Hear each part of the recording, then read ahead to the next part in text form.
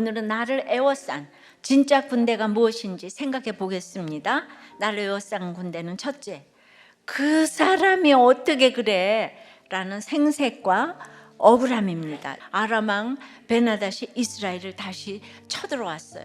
아람의 온 군대가 쳐들어온 전면전이에요. 이스라엘 왕 여호람 입장에서는 말씀대로 적용해서 아람 왕에게 은혜를 베풀었잖아요. 영적 실력이 없는 여호람은 그동안 선지자의 도움으로 이겨온 것을 자기 실력으로 착각을 했어요. 예나 지금이나 전쟁에서 가장 많은 희생자가 발생하는 경우는 그 도시를 에워싸고 공격하는 포위전이에요. 그러니까 사마리아가 요새였기 때문에 도시가 포위되면 물자 공급이 완전히 차단되니까 도시에 먹을 게 하나도 없는 거예요. 자신이 말씀에 순종해서 잘해줬는데, 살려줬는데, 은혜를 베풀었는데 어떻게 이렇게 은혜를 원수로 갚을 수가 있어? 사마리아 성이 아무것도 살 수 없는 이 지옥이 돼가고 있는 거예요. 바로 이 생색과 억울함이 우리 영혼을 에워싸고 있는 크고 높은 군대인 거예요. 눈에 보이는 아람 군대 같은 고난은 우리 생활을 어렵게 하고 육신을 괴롭게 할 수는 있지만은 우리 영혼을 죽일 수는 없어요. 하지만 이 사건 앞에서 내 안에 타오르는 생색과 억울함은 우리 영혼을 태워버리고 마는 거예요. 이것이 강도의 구렬인 거예요. 하나님 자리를 내가 빼앗는 죄악이기 때문입니다. 애워싸임을 당하는 사건 앞에서 내 영혼을 애워싸고 있는 진짜 원수인 그 사람이 어떻게 그럴 수 있어의 생색과 억울함을 직면해야 하는 것입니다. 두 번째, 무엇으로? 라는 책임 회피와 불신앙입니다. 성벽에 올라 순시하던 여호람 왕에게 한 여인이 소리를 쳐요. 그런데 이 호세의 왕은 자기가 도울 수 있는 게 없다고 딱 잘라 말해요.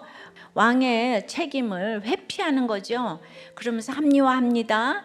내 책임을 할 수 있는 그 어떤 무엇이 내게 없다는 거예요. 언뜻 보면 무능을 인정하는 겸손한 말 같지만요, 그게 아닙니다.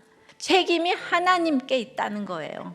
여호람 왕이 책임을 회피하면서도 옆에 신하, 장군, 백성들이 다 보고 있으니까 좀 눈치가 보였나 봐요. 저 여인의 문제가 무엇인지 알려라. 그러니까 그 여인이 끔찍한 사건을 고발합니다. 포위가 길어지자 성중에 먹을 수 있는 거 다 먹었어요. 그래서 이제 급기야 아이까지 먹는 비극이 발생을 했는데요. 그런데 그 와중에 자기들끼리 사기 사건이 생긴 거예요.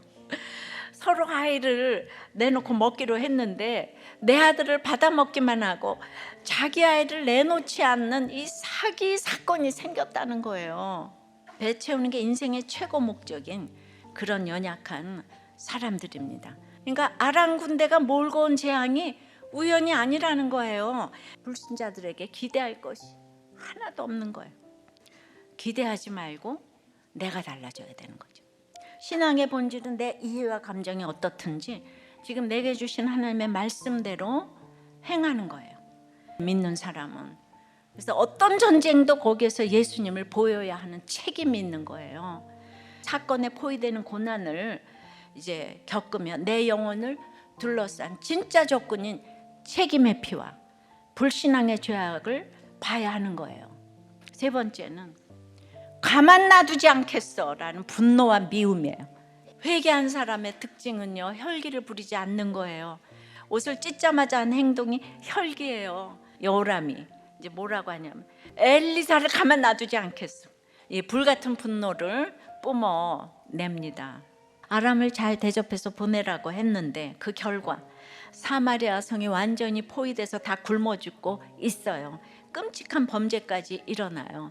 하나님의 사람도 죽도록 미워하고 하나님께도 화를 내며 미워합니다. 바로 이 분노와 미움이 지금 눈앞에서 나를 애워싼 아람 군대보다 더 심각한 죄악의 군대라는 거예요.